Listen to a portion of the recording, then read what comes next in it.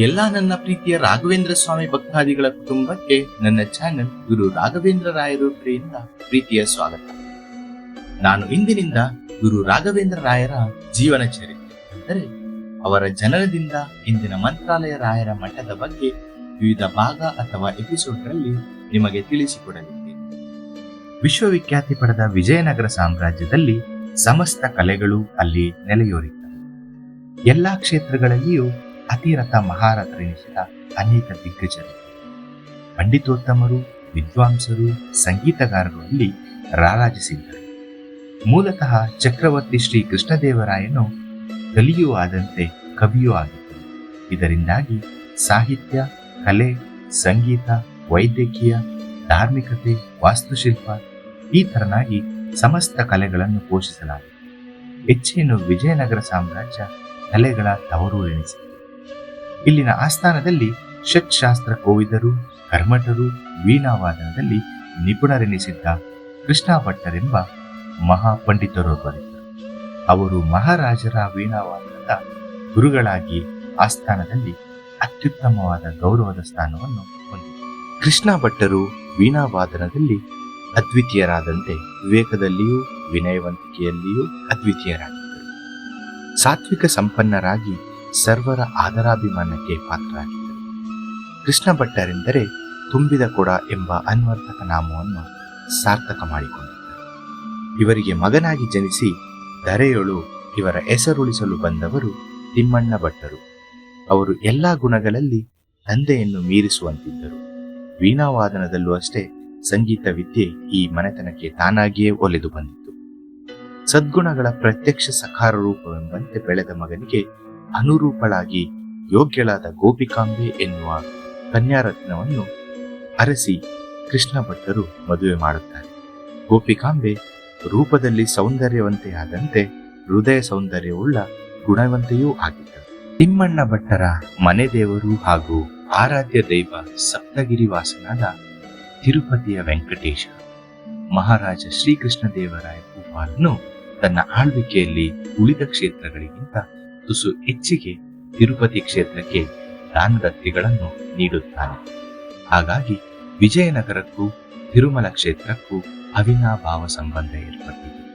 ತಿಮ್ಮಣ್ಣ ಭಟ್ಟರಿಗೆ ವೆಂಕಟಾಂಬ ಹಾಗೂ ಗುರುರಾಜ ಎಂಬ ಮಕ್ಕಳು ಜನಿಸುತ್ತಾರೆ.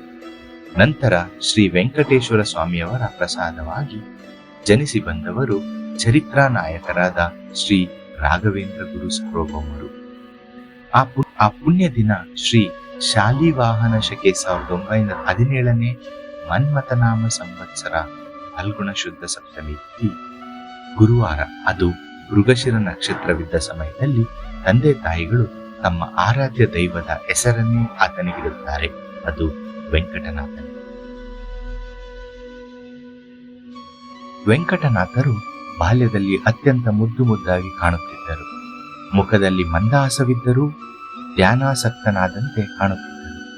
ಮನೆತನದ ಸತ್ಸಂಪ್ರದಾಯದಂತೆ 1919ನೇ ಇಸವಿಯಲ್ಲಿ ಅಕ್ಷರಾಭ್ಯಾಸವನ್ನು ಕೂಡ ಮಾಡಿಸುತ್ತಾರೆ. ಬಾಲಕ ವೆಂಕಟನಾಥರು ಬೆಳೆಯತೊಡಗಿದಂತೆ ಆತನಲ್ಲಿ ಉಳಿದ ಮಕ್ಕಳಲ್ಲಿರದ ಅಸಾಧಾರಣ ಲಕ್ಷಣಗಳು ತಂದೆ ತಾಯಿಯರಿಗೆ ಗೋಚರಿಸುತ್ತವೆ.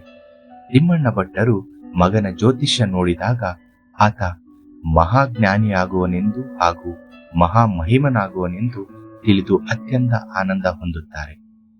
ವೆಂಕಟೇಶ್ವರ ಸ್ವಾಮಿಯನ್ನು ಅನನ್ಯ ಭಕ್ತಿಯಿಂದ ಸ್ಮರಿಸುತ್ತಾರೆ. ಇಂತಹ ತೇಜಪುಂಜನಾದ ಮಗನನ್ನು ಕರುಣಿಸಿದ್ದಕ್ಕಾಗಿ ಚಿರಋಣಿ ಎನ್ನುತ್ತಾರೆ. ವಂಶ ಬೆಳಗಬಲ್ಲ, ಸಾಮಾಜಿಕ ಧಾರ್ಮಿಕ ರಂಗದಲ್ಲಿ ತನ್ನ ಛಾಪು ಮೂಡಿಸಬಲ್ಲ ಮಗನಿಂದ ಕೇವಲ ವಂಶಕ್ಕಷ್ಟೇ ಕೀರ್ತಿಯಲ್ಲ, ಇಡೀ ನಾಡಿಗೆ ಕೀರ್ತಿ ಎಂದು ದೇವದೇವನಾದ ತಿರುಪತಿ ವೆಂಕಟೇಶನನ್ನು, ಆತನ ಕಾರುಣ್ಯವನ್ನು ಅನುದಿನವೂ ನೆನೆಯುತ್ತಾರೆ. ಮಕ್ಕಳ ಆಟಪಾಠಗಳನ್ನು ನೋಡುತ್ತಾ ಮನದಣಿಯ ಆನಂದವನ್ನು ಅನುಭವಿಸುವಾಗಲೇ ತಿಮ್ಮಣ್ಣ ಭಟ್ಟರು ಸ್ವರ್ಗಸ್ಥರಾಗಿ ಬಿಡುತ್ತಾರೆ. ಮಕ್ಕಳಿನ್ನು ಚಿಕ್ಕವರಿದ್ದರು. ಗುರುರಾಜಾಚಾರ್ಯರು ಪ್ರೌಢಾವಸ್ಥೆಯನ್ನು ದಾಟಿರಲಿಲ್ಲ. ಅಂದರೆ ತಿಮ್ಮಣ್ಣ ಭಟ್ಟರ ಮೊದಲನೆಯ ಮಗ ಗುರುರಾಜಾಚಾರ್ಯರು ಪ್ರೌಢಾವಸ್ಥೆಯನ್ನು ಇನ್ನೂ ದಾಟಿರಲಿಲ್ಲ. ಅದರಲ್ಲಿ ಶ್ರೀ ವೆಂಕಟೇಶ್ವರನ ಪ್ರಸಾದವಾಗಿ ಬಂದ ಮುಗ್ಧ ಮುಖದ ವೆಂಕಟನಾಥರಿಗಿನ್ನೂ ಅಸುಲೆಯಾಗಿದ್ದರು. ಆ ಮನೆಯ ಅಂದವಾಗಿದ್ದ ಕಂದ ಆ ಮುಗ್ಧತೆಯ ಮುಖದಲ್ಲಿ ತಂದೆಯ ಅಗಲಿಕೆಯ ಪಿತೃಶೋಕದ ಛಾಯೆ ಆವರಿಸುತ್ತದೆ. ವಿಧಿ ಬರಹ ಅಳಿಸುವುದುಂಟೆ? ಈ ಭೂಲೋಕದಲ್ಲಿ ಜನಿಸಿದ ಮೇಲೆ ಈ ದೇಹ ತ್ಯಜಿಸಲೇಬೇಕು. ಅದು ಶ್ರೀರಾಮ ಶ್ರೀಕೃಷ್ಣರನ್ನು ಬಿಡಲಿಲ್ಲ ಅಂದ ಮೇಲೆ ಎಲ್ಲರಿಗೂ ಒಂದೇ ನ್ಯಾಯ. ತಿಮ್ಮಣ್ಣ ಭಟ್ಟರು ಗತಿಸಿದ ಮೇಲೆ ಸಂಸಾರದ ಜವಾಬ್ದಾರಿಯೆಲ್ಲ ಅಣ್ಣನಾದ ಗುರುರಾಜಾಚಾರ್ಯರ ಹೆಗಲಿಗೆ ಬಿತ್ತು.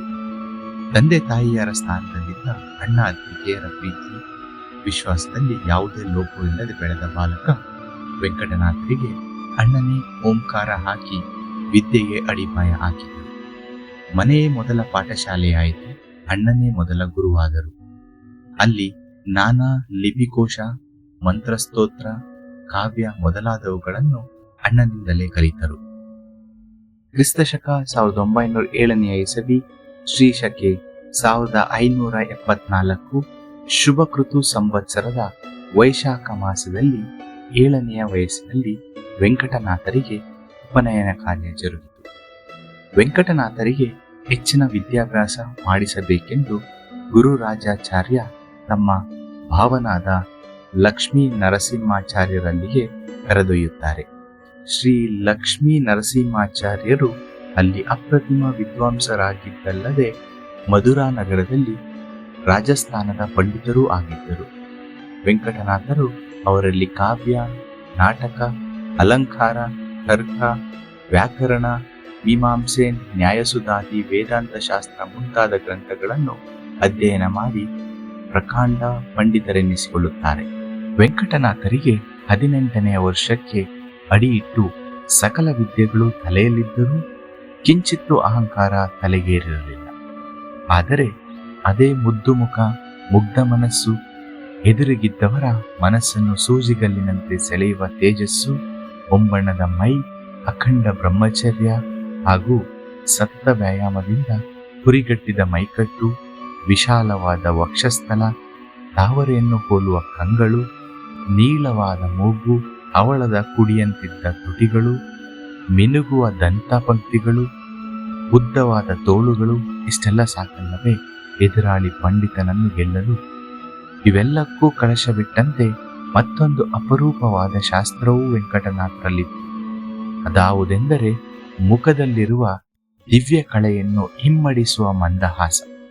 ಇಂತಹ ಅಪರೂಪವಾದ ದೇಹಕಾಂತಿಯಿಂದ, ಮನಮೋಹಕವಾದ ರೂಪ ಸಂಪತ್ತಿನಿಂದ ನೋಡುಗರ ಕಣ್ಮನಕ್ಕಾನಂದ ನೀಡುತ್ತಿದ್ದರು.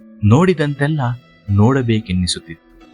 ಆಧುನಿಕ ಈ ದೈಹಿಕ ಶ್ರೀಮಂತಿಕೆಯ ಜೊತೆಗೆ ಇಡೀ ಸರಸ್ವತಿ ಭಂಡಾರವನ್ನೇ ತಲೆಯಲ್ಲಿ ತುಂಬಿಕೊಂಡ ವಿದ್ಯಾನಿಧಿಯಾಗಿ, ನಿಗರ್ವಿಯಾಗಿ, ಸುಜ್ಞಾನ ಮೂರುತಿಯಾಗಿ ಧರೆಗಿಳಿದು ಬಂದ ದೈವಿ ಪುರುಷನೆಂದು ದೃಢಪಡಿಸಿಬಿಟ್ಟರು.